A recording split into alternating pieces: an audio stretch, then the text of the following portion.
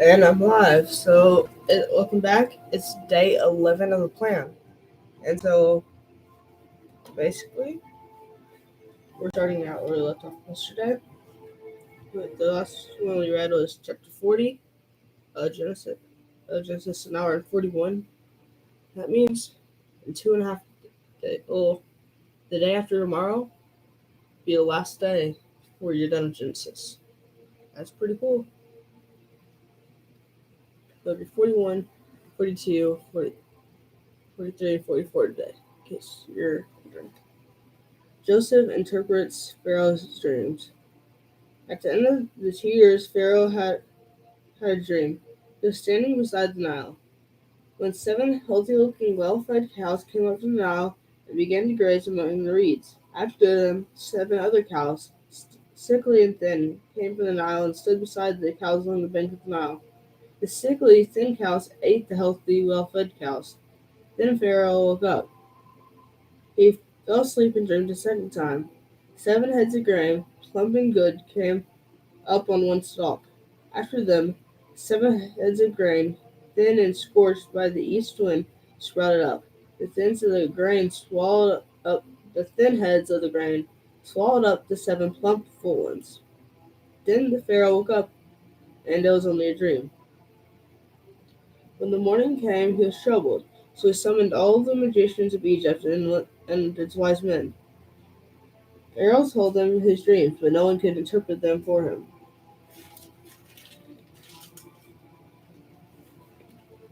Then the chief cupbearer said to Pharaoh, "Today I remember my faults. Pharaoh was angry with the servants, and he put me and the chief baker in the custody of the captain of the guards. He and I had dreams on the same night. Each dream had its own meaning. Now a young Hebrew, a slave of the captain of the guards, was there. He was there with us. He told we told him our dreams. He interpreted our dreams for us, and each had its own interpretation. It turned out just the way he interpreted them to us. I was restored to my position, and the other man was hanged. Then Pharaoh sent for Joseph and quickly brought him from the dungeon. He was shaved, changed his clothes, and went to the Pharaoh. The Pharaoh said to Joseph, "I have had a dream. No one can interpret it, but I have heard it said about you that you can hear a dream and interpret it. I am not able to. I am not able to." Joseph answered the Pharaoh. "It's God who will give the Pharaoh a favorable answer." I need to turn off my Google Talk just in case this broadcast. Okay.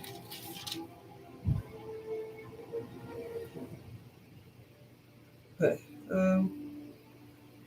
I, I'm not able to. Joseph said to Pharaoh, "It's God who will give Pharaoh a favorable answer."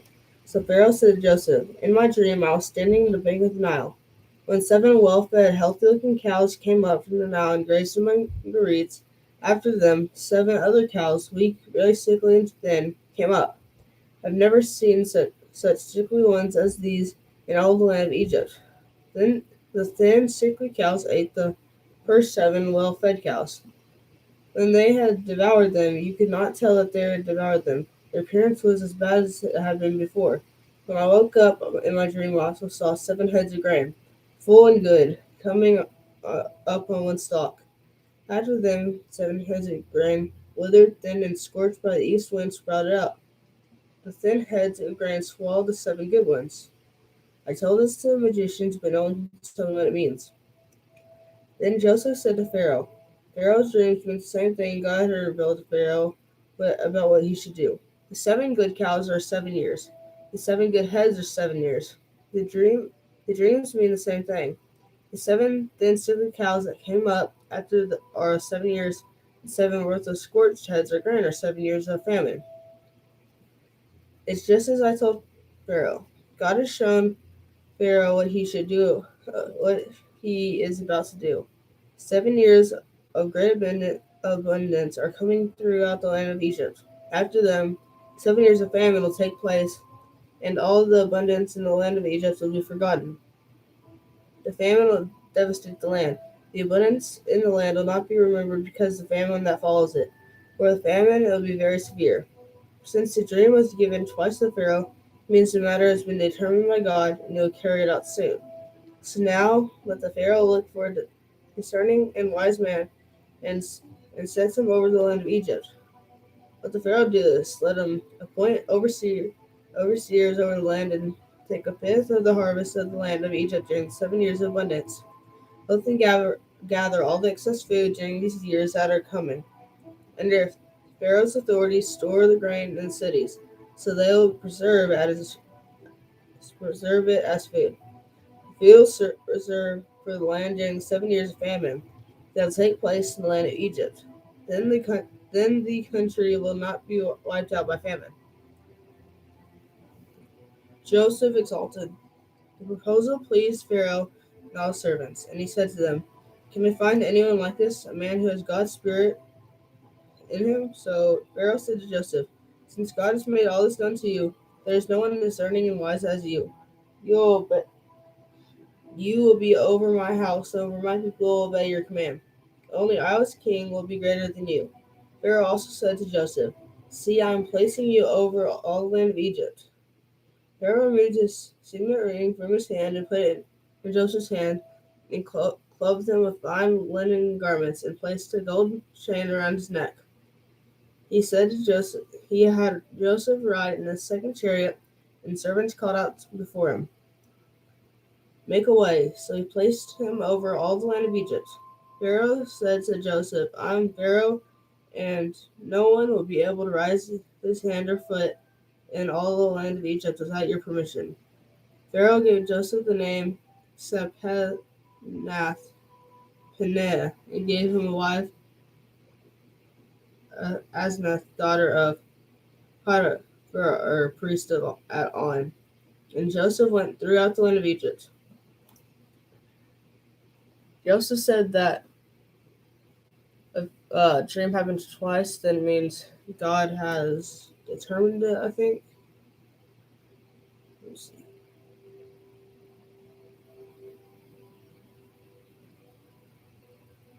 Since the dream was given to Pharaoh, twice to Pharaoh, it means that the matter has been determined by God.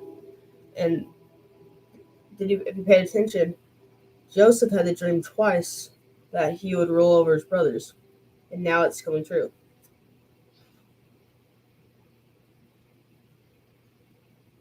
Joseph's administration. Joseph was 30 years old when he entered the service of the Pharaoh king of Egypt.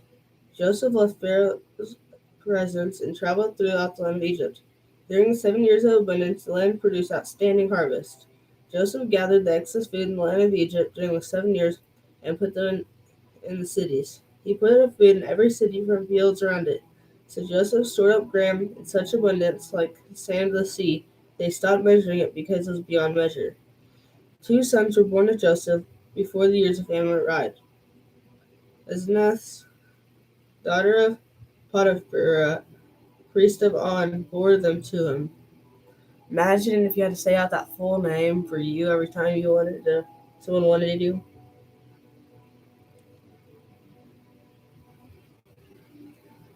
Joseph named the firstborn Manasseh, and God said, "God has made me forget all my hardship, my whole all my hardship and my whole family." And the second son named Ephraim and said, "God has made me fruitful in the land of my affliction." Then the 7 years of abundance in the land of Egypt came to an end, and the 7 years of famine began. Just as Joseph said, there was famine in every land, but the whole land of Egypt there was food. When the whole land of Egypt was stricken with famine, the people cried out to Pharaoh for food. Pharaoh told all of Egypt, "Go to Joseph and do whatever he tells you." Now the famine has spread across the whole region. So Joseph opened all the storehouses and sold grain to the Egyptians. For the famine was severe in the land of Egypt. Every land came to Joseph and Egypt to buy grain, for the famine was severe in every land. Chapter 42. When Jacob learned that there was grain in Egypt, he said to his sons, "Why do you keep looking at each other? Listen," he went on, "I have heard there is grain in Egypt. Go down there and buy some for us, so that we'll live and not die." So 10 of Joseph's brothers went down to buy grain from Egypt. But Jacob did not send Joseph's brother Benjamin with his brothers, for he thought something might happen to him. The sons of Israel were among those who came to buy grain, for the famine was in the land of Canaan. Joseph was in charge of the country. He sold grain to all his people. His brothers came and bowed down before him and with their faces to the ground. When Joseph saw his brothers, he recognized them, but he treated them like strangers and spoke harshly to them. Where did you come from? He asked. From the land of Canaan to buy food, they replied. Although Joseph recognized his brothers, they did not recognize him. Jo- Joseph remembered his dreams about them and said to them, You are spies. You come to see the weakness of the land. No, my lord, your servants have come to buy food, they said. We are sons of one man. We are honest, your servants, not spies. No, he said to them, You have come to see the weakness of the land. But they replied, We, your servants, were 12 brothers, the sons of one man in the land of Canaan. The youngest is now with our father, and one is no longer living. Then Joseph said to them, I've, I've spoken, you are spies. This is how you will be tested. As surely as Pharaoh lives, you will not leave this place unless your youngest brother comes here. Send one from among you to get your brother. The rest of you will be in prison so that your words can be tested to see if they are true. They are not. Then, as surely as Pharaoh lives, you are spies.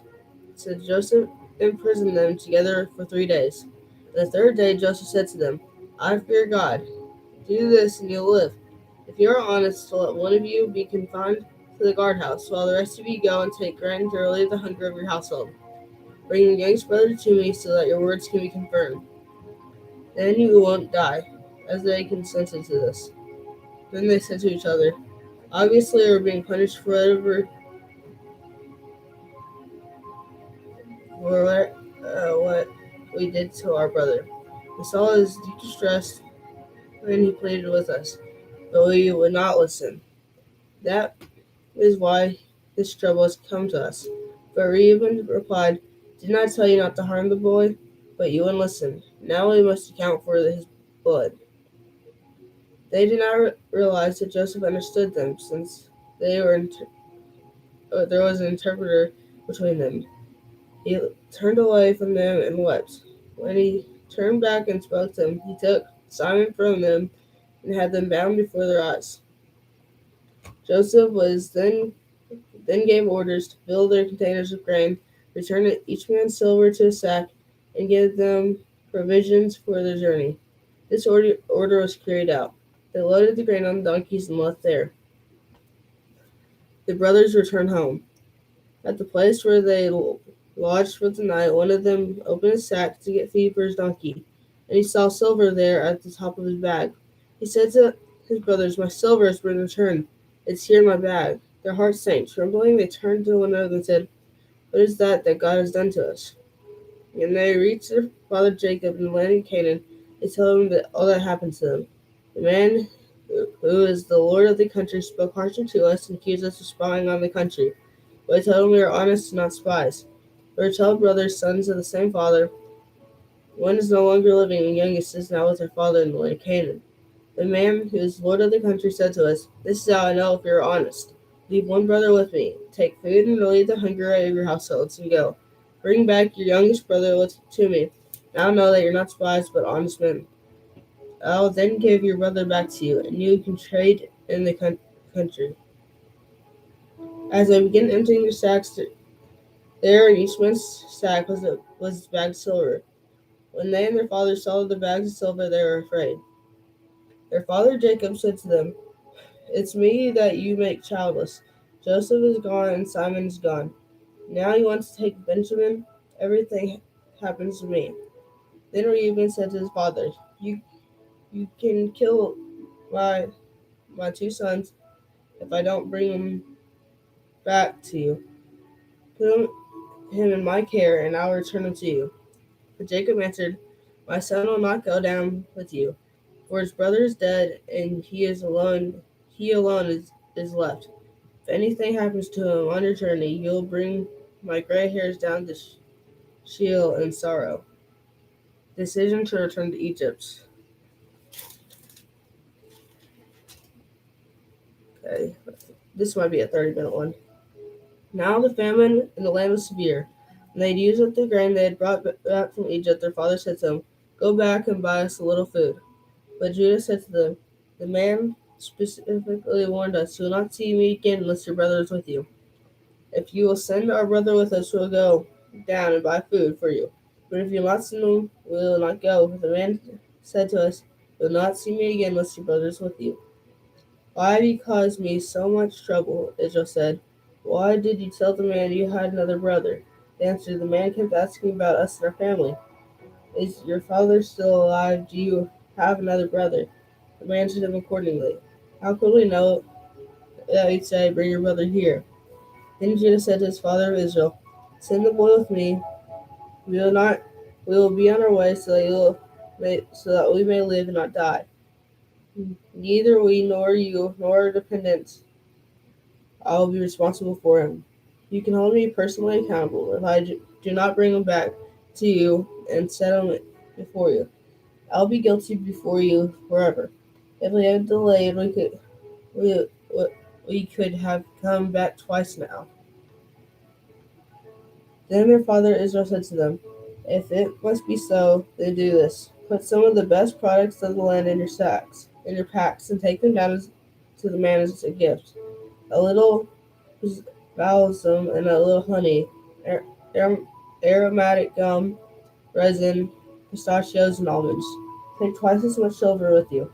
Return the silver that was returned to you on the top of your bags. Perhaps it was a mistake. Take your brother also, and go back at once to the man.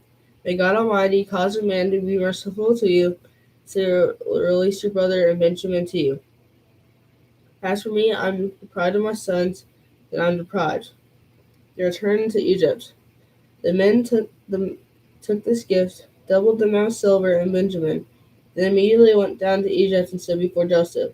When Joseph saw Benjamin with them, he said to the steward, "Take them into my house, water the animal, and prepare it, for they will eat with me soon, at noon." The man did as Joseph had said and brought them to Joseph's house.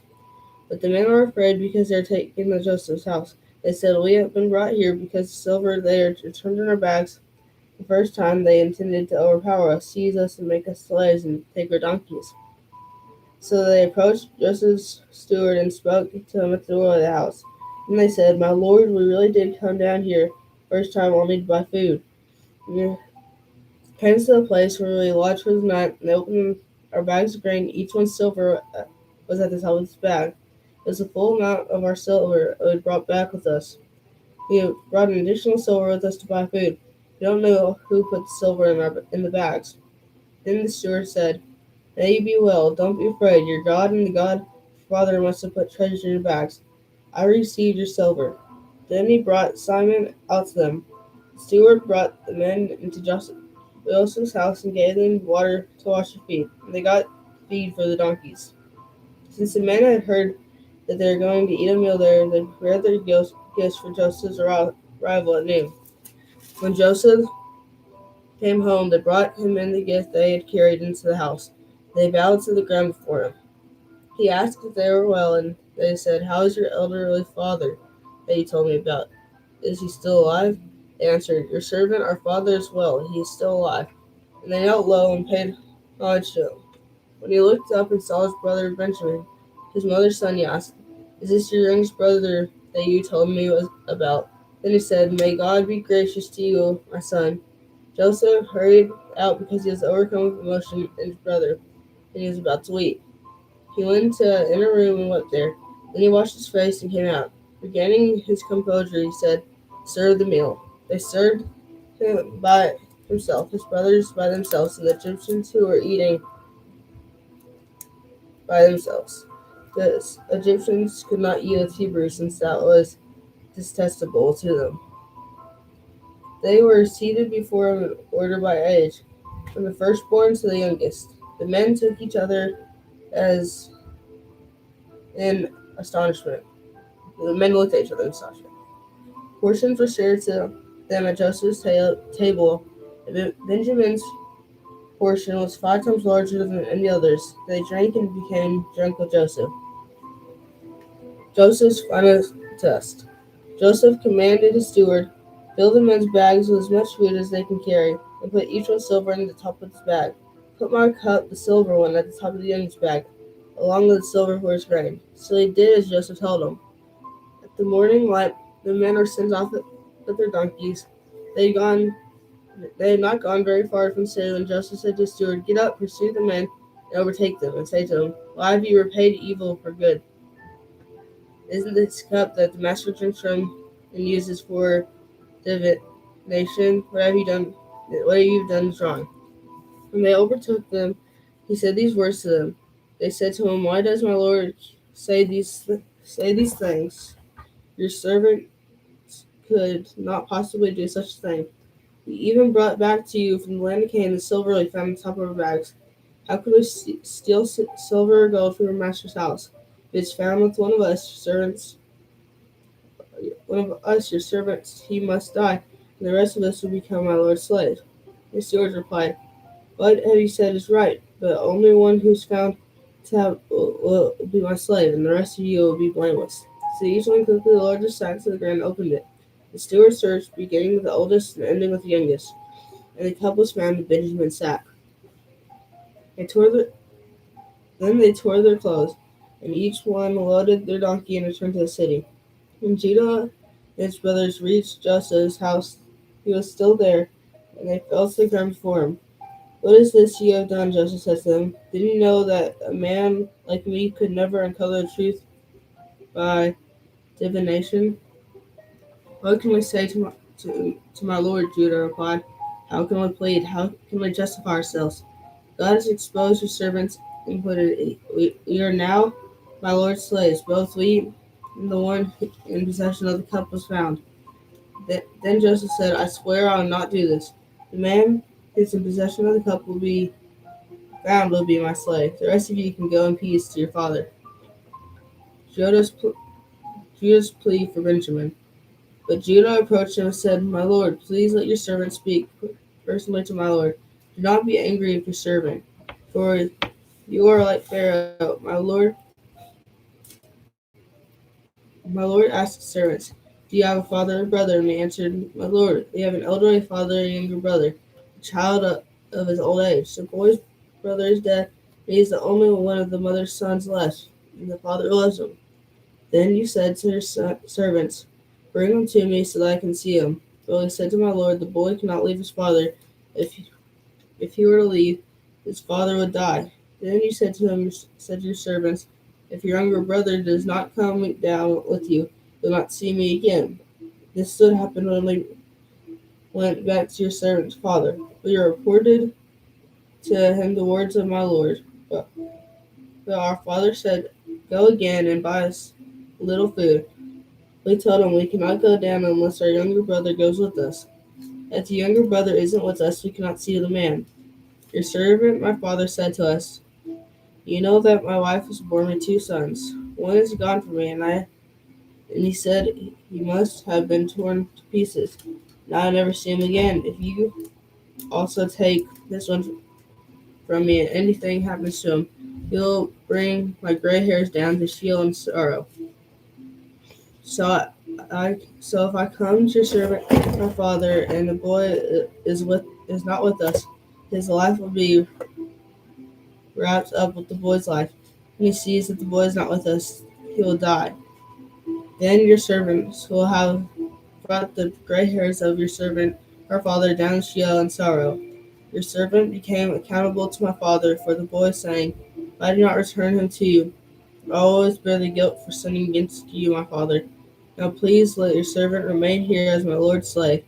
In place of the boy, let him go back with his brothers. For how can I go back to my father without the boy?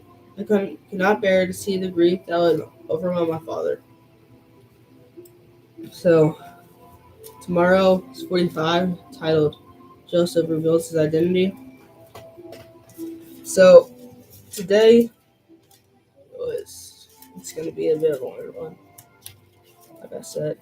But I started out talking about how Joseph was brought from prison and interprets the Pharaoh's dream, and then once Pharaoh saw that he was could do that, and that there's going to be the famine coming after Egypt was like plentiful and surplus in goods, he put Joseph in charge and put Joseph second to him. And so his dreams came true where he would be rule over his brothers. And then um, Joseph like had become where everyone went to like buy their goods and all that so that they could have food for their families. And Joseph's brothers came and they did not recognize Joseph, but he recognized them. And so he started making them do things, and he claimed they were spies, even though he knew they weren't. And he made them bring back Benjamin. I think it was probably because he just wanted to see his brother that he never got to see before.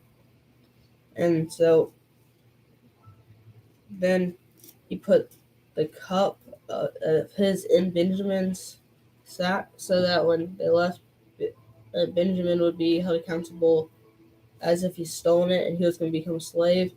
But then his brother Judah was pleading for his life, saying, "Take me instead," because he couldn't bear to see the face of his dad in grief from finding out that Benjamin was not with them.